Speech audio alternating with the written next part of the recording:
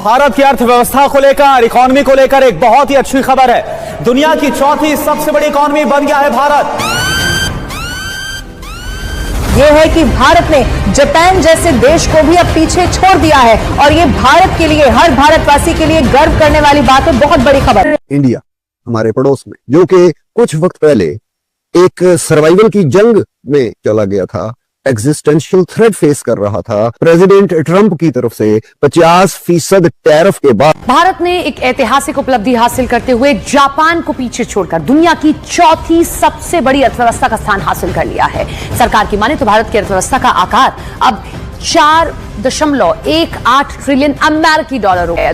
और जो dead economy वाले हमारे ट्रंप अंकल थे, वो डेड इकोनॉमी वाले ट्रंप अंकल वो अपने शब्दों को चबा भी नहीं पा रहे हैं। भारत की इकोनॉमी जो है वो वर्ल्ड नंबर 4 पे जो है आ चुकी है और उन्होंने जापान को भी पीछे छोड़ दिया। ये जंग के हालात हैं, जंग के बादल सर पे मंडला रहे हैं और वो 4th लार्जेस्ट इकोनॉमी बन रहे हैं। इंडिया की जो है वो $4 ट्रिलियन तक पहुंच गई है, जो आज एक न्यूज आई है। और हमारे यहाँ जो है वो महंगाई 42% तक पहुंच गई है। IMF जिसके आगे जाके हम घुटने टेकते हैं कर्जा लेने के लिए, उस IMF ने बताया कि हिंदुस्तान दुनिया की चौथी बड़ी इकोनॉमी बन चुका है। इस टाइम तीसरी इकोनॉमी जो है वो जर्मन है। क्वेश्चन ये आता है कि इंडिया तो $4 ट्रिलियन की इकोनॉमी होगा, क्या हम $400 अरब की भी हो सकते हैं? हिंदुस्तान 2027 के एंड में या 2028 में हिंदुस्तान तीसरी बड़ी इकोनॉमी बन जाएगा, दुनिया में अनाउंस हो जाएगा। जब वो अपना बेस बना रहे थे, वो सिर्फ हैवी इंडस्ट्री का बेस नहीं बना रहे थे, वो तालीम का बेस भी बना रहे थे। That was very important.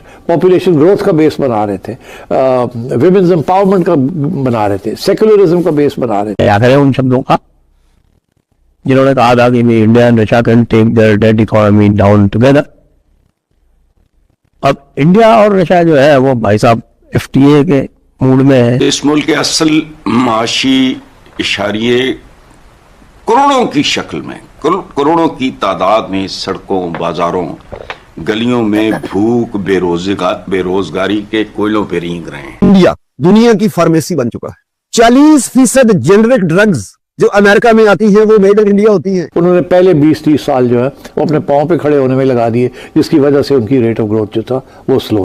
नई हुकूमत के नए वजीर आजम साहब ने दिल पर पत्थर पे पत्थर रखे, सख्त से सख्त, मुश्किल से मुश्किल फैसले लिए। कभी बिजली के बिलों के सख्त फैसले लिए दिल पे पत्थर रख के, कभी पेट्रोल की कीमतों में बेबहा इजाफे के सख्त मुश्किल फैसले किए दिल पे पत्थर रख के, कभी गैस बिजली की लोड शेडिंग के सख्त फैसले किए दिल पे पत्थर रख के। और इन्हीं सख्त फैसलों ने मुल्क की मईशत को तबाह बर्बाद कर दिया। अपने आप को हम इमेजिन करें, हम किधर खड़े हैं। हमारा बजट, एनुअल बजट हमारा कितना है? हमारा बजट बनता है $62 बिलियन का, अगर डॉलर टर्म में क्वांटिफाई करें। इंडिया का खाली कॉल सेंटर से रेवेन्यू $60 बिलियन का। मिसाल देखिए इंडिया की, इंडिया में 24 घंटे के अंदर $50 अरब की सरमायाकारी के मुआहदे हो गए। $50 अरब, ये रिकॉर्ड लग गया। अवाम का क्या, उनको देखे ना, ये कोई मजाक की बात है कि मैंने कल भी यही कहा, आपने एक मजाक बना लिया। यार हम जाएं तो जाएं कहां? हमें कोई जाए पनाह दे दो, कोई हमें छुपने की जगह दे दो भाई, सांस लेने की जगह दे दो इस कौम को। मुल्क में लोगों को गैस नहीं मिल रही, आटा नहीं मिल रहा, कुछ भी नहीं मिल रहा। लिटरली लोगों के चूल्हे ठंडे पड़े में। इस वक्त अगर देखा जाए तो IMF के ऑपरेशन में और ईस्ट इंडिया कंपनी के ऑपरेशन में, जो कि यूनाइटेड इंडिया सब कॉन्टिनेंट को जिस तरीके से लूटा उन्होंने, उसमें कोई फर्क नजर नहीं। भारत ने एक ऐतिहासिक उपलब्धि हासिल करते हुए जापान को पीछे छोड़कर दुनिया की चौथी सबसे बड़ी अर्थव्यवस्था का स्थान हासिल कर लिया है। सरकार की माने तो भारत की अर्थव्यवस्था का आकार अब 4.18 ट्रिलियन अमेरिकी डॉलर हो गया। 7% यानी कि 57% जो एक्सपोर्ट्स हैं, जो न्यूजीलैंड भारत को करेगा, वो डे 1 से ड्यूटी फ्री रहेंगी। 57% राइजिंग टू 82%। ये 57% 82% हो जाएगा जब ये पूरी तरीके से इंप्लीमेंट हो जाएगी, यानी कि न्यूजीलैंड भी भारत को 82% चीजें एब्सोल्युटली ड्यूटी फ्री। अब ये देखें ना, मार्केट साइज में फर्क है। अगर ड्यूटी फ्री गुड्स या कोई भी प्रोडक्ट ऐसा न्यूजीलैंड भेज रहा है भारत को, भारत इतना बड़ा मार्केट है, इतना बड़ा मार्केट है दोस्तों, यहां पे 1.4 बिलियन पीपल हैं, 140 करोड़। मैं कह रहा हूं उसमें से 5 करोड़ भी खरीदें, ज्यादा की बात नहीं कर रहा। 140 में से 5 करोड़ भी ऐसे हैं, 2 करोड़ भी ऐसे हैं, 1 करोड़ भी ऐसे हैं जिनको न्यूजीलैंड का सामान चाहिए। न्यूजीलैंड की तो वारे न्यारे हो जाएंगे बिल्कुल। इतना बड़ा मार्केट है दोस्तों भारत का। यहां पे 13% subject to significant tariff reductions, जो 82% है उसमें 0 हो जाएगा टैरिफ, यानी कि जो भारत इंपोर्ट करेगा न्यूजीलैंड से, तो यहां पे न्यूजीलैंड को फायदा है।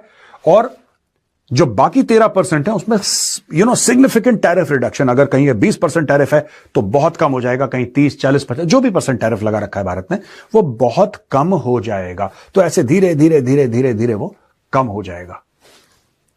इसके अलावा ये बड़ा फ्लक्स है, अनसर्टेनिटी काफी देर तक रहेगी। जब डोनाल्ड ट्रंप को इलेक्शन की जब मोड में आएंगे, वो मिड टर्म तक मुझे लगता है ऐसे ही चलते रहेगा, अनलेस अमेरिका में इन्फ्लेशन एकदम हाई हो जाए, 4% के करीब अगर बढ़ने लगा इन्फ्लेशन। अब फ्री ट्रेड अग्रीमेंट जो है, कई बिजनेस ग्रुप्स ने इसको वेलकम करा है, पर न्यूजीलैंड फर्स्ट का लीडर है विंस्टन पीटर्स, इसने बोला है कि यह बहुत बुरी डील है हमारे लिए, इसमें न्यूजीलैंड का घाटा है। और अनएम्प्लॉयमेंट अगर बढ़ने लगा, अमेरिका में एक क्या कहना चाहिए, एक कहावत है कहिए, या एक रूल ऑफ थंब है, वो ये है कि अगर मिजरी इंडेक्स 10% होता है तो प्रेसिडेंट इलेक्शन हार जाता है, और misery index is unemployment plus inflation. तो अगर आप जॉर्ज एच बुश को देखते हैं, जो एक ही टर्म के प्रेसिडेंट थे, उन्होंने जंग जीती थी इराक के खिलाफ, वो सक्सेसफुल मिलिट्री कैंपेन, उसके बावजूद वो इलेक्शन हार गए थे। वो इलेक्शन इसलिए हार गए थे कि अनएम्प्लॉयमेंट और इन्फ्लेशन दोनों मिला के वो 11% के ऊपर चला गया था। अभी जो सिचुएशन है, it is not very bad, unemployment is 4.3 और इन्फ्लेशन इज 2.7, तो 7% पे है मिजरी इंडेक्स। लेकिन अगर मिजरी इंडेक्स बढ़ता है, 8-9% हो जाता है, तो परेशानी होने लगेगी और बुरी तरह वो हार जाएंगे मिड टर्म इलेक्शंस, यानी दोनों हाउस और सेनेट। और उस सूरत हाल में तो फिर वो he'll become a lame duck president totally. आखिरी 2 साल जैसे ओबामा के बेकार गुजरे। न्यूजीलैंड का फायदा इसमें नहीं है, और कहता है कि आपने आपने बहुत कुछ दे दिया भारत को, खासतौर से इमिग्रेशन के हवाले से। आपने भारत को बहुत कुछ दे दिया, आपने दरवाजे खोल दिए कि आ जाओ भाई न्यूजीलैंड में, आपने इमिग्रेशन के हवाले से बहुत कुछ भारत को दे दिया है, और and does not get enough in return for New Zealanders including on dairy. इनके भी बेकार गुजरेंगे, because he will not be able to do anything अगर डेमोक्रेट्स हाउस और सेनेट जीत जाए। तो आई थिंक कि इंडिया शुड स्टे पुट, थोड़ा स्लो मोशन में आ जाए हर चीज, क्योंकि in the long run good relations with China is good for India. Australia के सिडनी शहर से आई एक रिपोर्ट ने पूरी दुनिया की नींद उड़ा दी है। भारत जापान को पीछे छोड़ते हुए दुनिया की चौथी सबसे बड़ी अर्थव्यवस्था बन गया है। ये कोई मामूली रिपोर्ट नहीं है और ना ही किसी सोशल मीडिया सर्वे का नतीजा है। ये एशिया की ताकत को मापने वाला सबसे भरोसेमंद पैमाना माना जाता है। भारत की जीडीपी 4.18 ट्रिलियन अमेरिकी डॉलर तक पहुंच गई है। फाइनेंशियल ईयर 2025 से 26 के दूसरी तिमाही में भारत की वास्तविक जीडीपी 8.2% बढ़ी। और इसी रिपोर्ट ने पेंटागन से लेकर बीजिंग तक हलचल मचा दी है। वजह सिर्फ एक है, इस रिपोर्ट में एक ऐसा नंबर सामने आया है जिसे छूना एशिया के किसी भी देश के लिए कभी माउंट एवरेस्ट फतह करने जैसा माना जाता था। जो पहली तिमाही के 7.8% और पिछले वित्त वर्ष की चौथी तिमाही के 7.4% रही है। तो ये एक अच्छी खबर है जो भारत के लिहाज से है। भारत की जो अर्थव्यवस्था है वो लगातार अब ऊंचाइयों को छूती हुई नजर आ रही है। भारत की इकोनॉमी जो है वो वर्ल्ड नंबर 4 पे जो है आ चुकी है, और उन्होंने जापान को भी पीछे छोड़ दिया। Into the world global economy, private sector economy जो थी वो बड़ी रैपिडली होनी शुरू हो, हम यहाँ वो बिल्कुल नहीं कर रहे थे। So I think that was the reason why India has forged ahead और हम पीछे रह गए। और जो डेड इकोनॉमी वाले हमारे ट्रम्प अंकल थे, वो डेड इकोनॉमी वाले ट्रम्प अंकल वो अपने शब्दों को चबा भी नहीं पा रहे हैं। मिसाल देखें इंडिया की। इंडिया में 24 घंटे के अंदर 50 अरब डॉलर की सरमायाकारी के मुआहदे हो गए। 50 अरब डॉलर, ये रिकॉर्ड लग गया। और इंडिया की जो जीडीपी है वो इतनी तेजी से ग्रो कर रही है कि वो 8.2% तक जो इसकी ग्रोथ है जीडीपी की वो बढ़ने जा रही है। 50% टैरिफ लगने के बाद होना तो ये चाहिए था कि उसकी एक्सपोर्ट्स और उसकी इकोनॉमी जो है वो मुनहदिम हो, कोलैप्स हो जाती। लेकिन हुआ क्या, एक्सपोर्ट्स तो बढ़ गई, और वो भी अमेरिका को। बाकी एक्सपोर्ट्स की तरफ अभी बात मैं नहीं कर रहा। फ्रॉम 1947 टिल 1990 स्लो रखा उनको, मगर 90 के बाद बहुत तेजी से वो बढ़े आगे। सालों से इस लिस्ट में एक ही कहानी चल रही थी।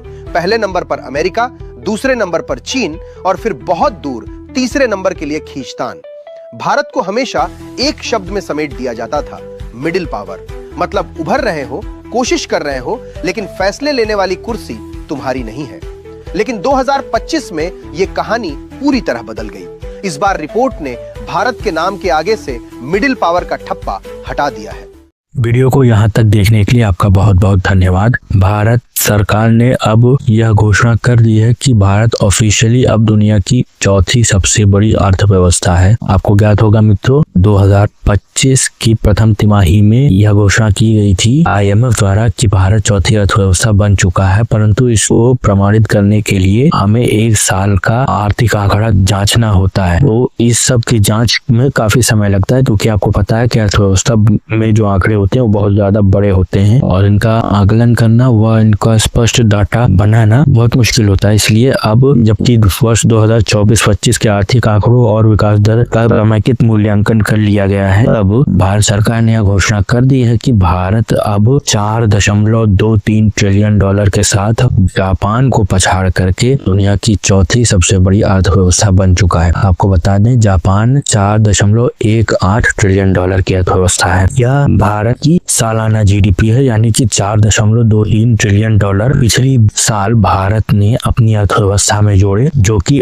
8 विकास दर के साथ भारत ने इस लक्ष्य को प्राप्त किया है। अब भारत के आगे जर्मनी, चाइना और USA ही रह गए हैं। आपको पता होगा, जर्मनी 5.26 ट्रिलियन डॉलर के साथ तीसरे स्थान पे, चाइना 20 ट्रिलियन डॉलर लगभग, और पहले स्थान पे USA लगभग 33 ट्रिलियन डॉलर के साथ नंबर 1 बना हुआ है। 8.73 विकास दर के साथ भारत यदि 8 या 7 के मध्य अपनी विकास दर को बनाए रखता है तो हम एक दशक में भी चाइना को पिछाड़ सकते हैं, अगर हमारी विकास दर 8 के करीब बनी रहती है तो, क्योंकि चाइना की विकास दर 5 के नीचे आ चुकी है। और साथ ही साथ चाइना इस समय क्लोज्ड इकोनॉमी बनता जा रहा है। चाइना का मेजर जो कंपोनेंट था, जो कि उसका रियल एस्टेट था, वह धराशायी हो चुका है। लेकिन हालांकि चाइना की प्रोडक्शन कैपेसिटी ओवर है, इसलिए फिलहाल चाइना की विकास दर नेगेटिव में तो नहीं आने वाली है। फिर भी चाइना को अपनी विकास दर को 2 या 3 बनाए रखने में भी बहुत मुश्किल आ रही है, क्योंकि जैसा कि मैंने कहा, चाइना का प्रोडक्शन कैपेसिटी ओवर हो चुकी है। अब जब भी प्रोडक्शन कैपेसिटी ओवर होती है तो अर्थव्यवस्था डूबना चालू कर देती है। ये ऐसे ही है मित्रों कि आप अपनी क्षमता से अधिक जब खाने लग जाते हो तो आपको गड़बड़ महसूस होती है, आपका पेट दर्द कर सकता है या बहुत बड़ी समस्याएं भी आ सकती है। उसी तरीके से ओवर प्रोडक्शन कैपेसिटी के साथ चाइना पिछड़ सकता है और एक दशक में भारत चाइना को पीछे कर सकता है यदि ये परिस्थिति यथावत बनी रहे। जहाँ तक जापान का प्रश्न है, जापान भी लगातार बिछड़ता जा रहा है, क्योंकि जापान की समस्या अलग है। वहाँ पे ओवर एजिंग की समस्या हो रही है, लोग बच्चे पैदा नहीं करना चाहते, परिवार नहीं बसाना चाहते हैं, शादी विवाह आदि रेयर फिनोमेना हो चला है और इस कारण ओवर एजिंग के कारण जापान लगातार पिछड़ रहा है। जापान में तो यह भी अंदेशा जताया जा रहा है कि जापान नेगेटिव में जा सकता है। बाकी अर्थव्यवस्थाएं सामान्य 2-3 या अधिक से अधिक 4 की वृद्धि दर के साथ आगे बढ़ रही है। भारत ही एकमात्र वो बड़ी और चारू रूप से चालित होने वाली अर्थव्यवस्था है जिसकी विकास दर 8-7 के आसपास बनी हुई है या उसके ऊपर भी जा रही है। आपको ज्ञात होगा, पिछली तिमाही में भारत की विकास दर 8.73% रही थी और यह बहुत अच्छा संकेत है भारत की अर्थव्यवस्था के लिए। इस विषय पर आपका क्या कहना है मित्रों, हमें कमेंट में अवश्य बताइएगा। वीडियो को लाइक करें, शेयर करें तथा हमारे चैनल को सब्सक्राइब करें और बेल आइकन को अवश्य दबा दें ताकि आपको हमारे नए वीडियोस का नोटिफिकेशन मिलता रहे। आपका बहुत बहुत धन्यवाद।